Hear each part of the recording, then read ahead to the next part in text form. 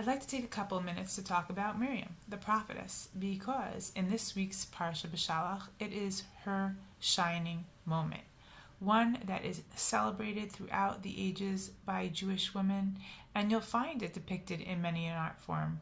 You'll see Miriam carrying her toph, her drum, leading the women in song and dance, singing the Azashir after the great miracle of God splitting the sea. And in order to understand why this is such an exceptional moment for us and for Miriam, I think we have to quickly recap the story where, as we know, of course, the Jews were enslaved and persecuted in Egypt for hundreds of years, and then finally God is going to take them out. And when they finally do leave, of course, after all the plagues and everything, they leave Egypt and they're on their journey, and Paro has a change of heart, and he takes all his chariots and all his horsemen and the entire army and decides to chase after them. And lo and behold, the Jewish people, when they get up to the Red Sea, they turn around and they see that they're trapped between the sea and the fierce army, and they're trembling. They are so afraid because they think that this is it, that this is the end. They have nowhere to go. They're just going to die here in the desert one way or another. But of course, God had different plans, and God split the sea, and Israel walked through it on dry land to the other side. And at that moment, when the Egyptians said, "Oh, let's follow through and chase after them," God brought forth back the water, and they churned about and got spat back out on the other side, dead, all of them destroyed. And Israel saw that their enemies were destroyed, and they knew now that they were really a free people, that they were not going back, that they had only a bright future ahead of them.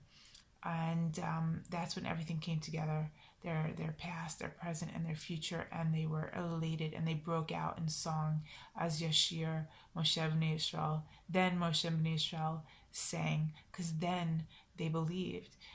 And after the Azashir, after the song, we're told then that Miriam, the prophetess, the sister of Aaron, takes out her drum and leads the women in song and dance. Now, it's odd that it's afterwards.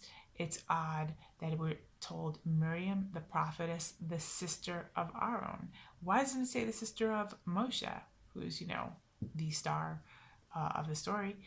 And the reason why is because the text is hinting at us that Miriam was a prophetess before Moshe was born, when it was only her and Aaron. She had this prophecy that there was going to be a redeemer who was going to take out Israel and free them and bring them on this journey.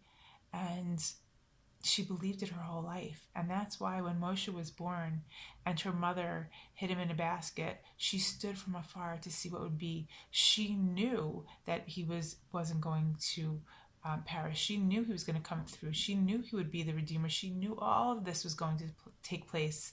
She just didn't know how. So her whole life, she stood from afar waiting to see how everything would play out.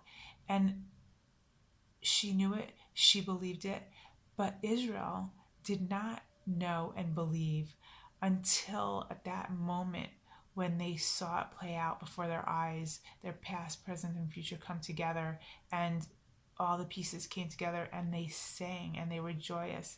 And that's what made Miriam then take out her drum and sing and dance, because then she saw the whole nation on board, understanding, believing, and rejoicing in what she always knew would be the case. And that was the greatest joy. Not just to see the fruition of her prophecy, but to see Israel believe it and rejoice in it as well. Wishing you all only blessing and good. Shabbat Shalom.